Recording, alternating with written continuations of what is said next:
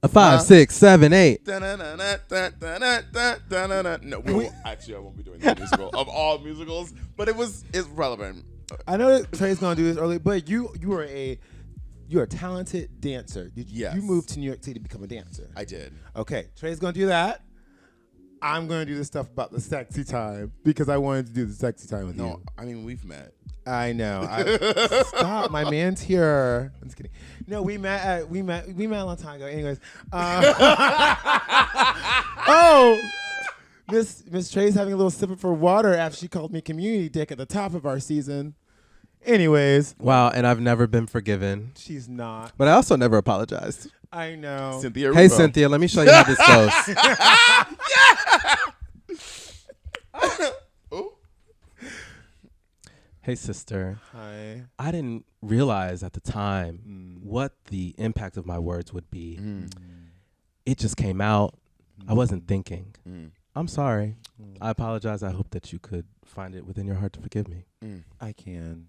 Thank I love you. You're welcome. I mean, yes. Alanya would be so proud. Come on, fix my life right here. She said, put your head next to that hole. She said, put your head next to that hole. I'm like, what? There was so many times. I was like, how is she not getting hit? Is there clips of her getting hit? Because that would have been my limit. You out here got me on my hands and knees. And In the dirt. in the dirt. Talking about, put your head next to that hole. Put your mouth right over that hole. Put your mouth there and speak it in there. Let it all go. Come on, speak it in the hole. Speak it in the hole. That's what it be like. All these girls are so obsessed with anal sex. I'm just like, Anal sex. And then they sit there and just in and out, in and out. And I'm like, honey, there has to be more. Put your arm in there. Is this what I was made for? There is more. There is more. There is more. There Let's is talk more. about it. Well, okay, come on. It's my turn. All right. Go.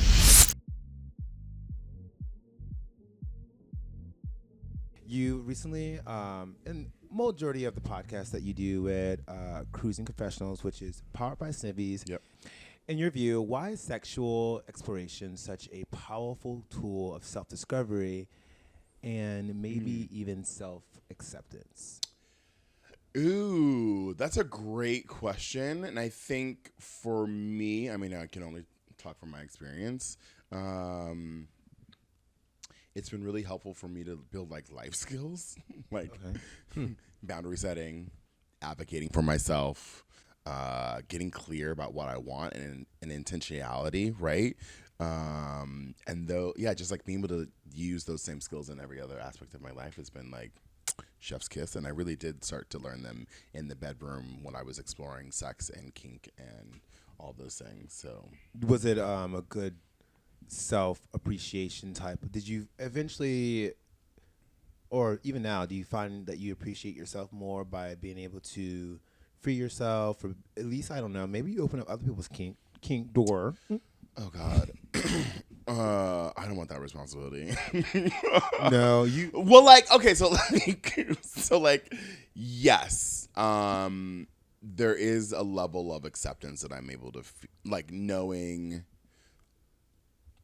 being comfortable in all that I do, right, does allow me to show up and differently in spaces, right, in terms of like the acceptance and how I show up and like my, there's a word that I'm looking for.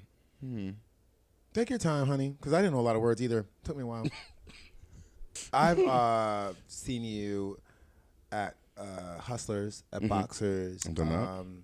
Commando at Hush. Yes, always giving body, always giving face, always Okay. giving a little bit of a taste too. Yeah. Definitely knew by looking at you from years ago when I first discovered you as a Nasty Pigs model. Yep. I said, Nasty Pig, you got to be booked to be a nasty girl, to be a nasty pig.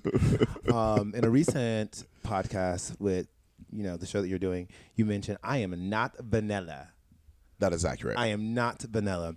Do you care to, I guess, define what vanilla means and like how how, so people can get an understanding of for me. Yeah, for you. Because I feel like it's different for everyone. Because, season 1 of the podcast, we had Xavier Blanco on, and he was talking about how vanilla he was. And Us I was too. like, girl, you're not vanilla. She's not vanilla. She's not vanilla. Girl, if vanilla was brown. It is. Sometimes it's like a toasted brown sugar. You know what I mean? Like, and then it's sort of anyway. Well, you know what I mean? Like when they know the brown sugar vanilla, yeah it's like brown because of the brown sugar. Anyway, for me, vanilla is sex that doesn't require conversations around power dynamics or like safe words. Okay. What kind of sex do you need to have to where you need a safe word? Anything where there's like a real power exchange. Okay. Is that like BDSM? Yeah, I mean that can be anything. Okay. Yeah, but primarily BDSM.